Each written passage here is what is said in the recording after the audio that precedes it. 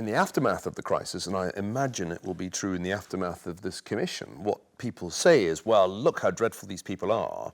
What can we do about it? Well, we really must regulate them more tightly. So let's have even more regulation with even more detailed prescription of this or that bad practice. Let's have it run to hundreds, no, thousands of pages. I mean, certainly the regulation that was produced in the US after the financial crisis is enormously long and complex.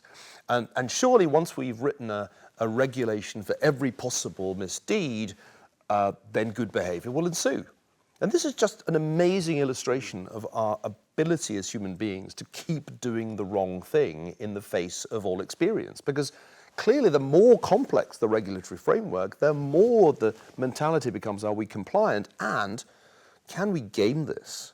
So the big problem with regulation is not just the unintended consequence that people stop asking, is this the right thing? They just ask, is it compliant? There's another problem, and that is that the big players are actually protected by complex regulation and new entrants are excluded. Because if you want to run a bank in the United States today, you need a compliance department the size of 10 times this room. If you want to be a new bank, for a starter bank, forget it, because the costs of that compliance department are going to stop you getting off the ground. No new banks were formed in the United States for 10 years after the crisis because it was too difficult to start a new bank. Never in American history has there been a period after a crisis when no new banks were formed. So regulation has this double downside. The more complex it is, the more it actually protects the incumbents and reduces competition. So we need to fundamentally rethink the idea that if there's a problem, we can fix it with regulation. The only law of history is the law of unintended consequences, and it really applies in this domain. I wrote a book about this called The Great Degeneration.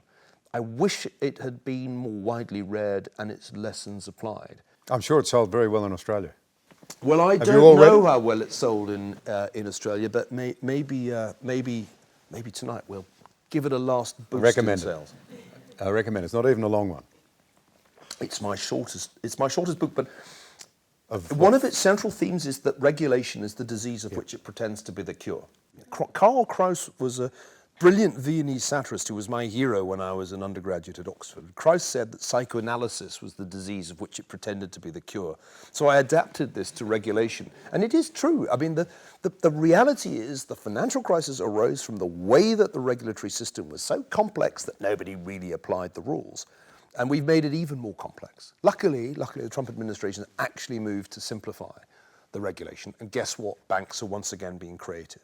But I do think that the law of unintended consequences in the realm of regulation is not well understood. And voters are still rather inclined to respond to the sensational news that bad people did bad things in financial institutions by saying, something must be done about this.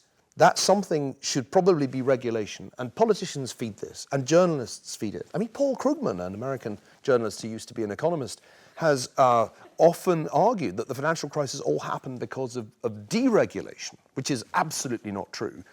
And therefore, the solution must be more regulation. But that kind of argument plays well. And voters are kind of, yeah, that sounds right. Yeah, probably if there were no regulations, they were bad. Therefore, what we need are regulations. But it's actually completely the wrong way of thinking about the problem. What's needed is simple regulation. Very, very simple regulation. And then regulators with discretion.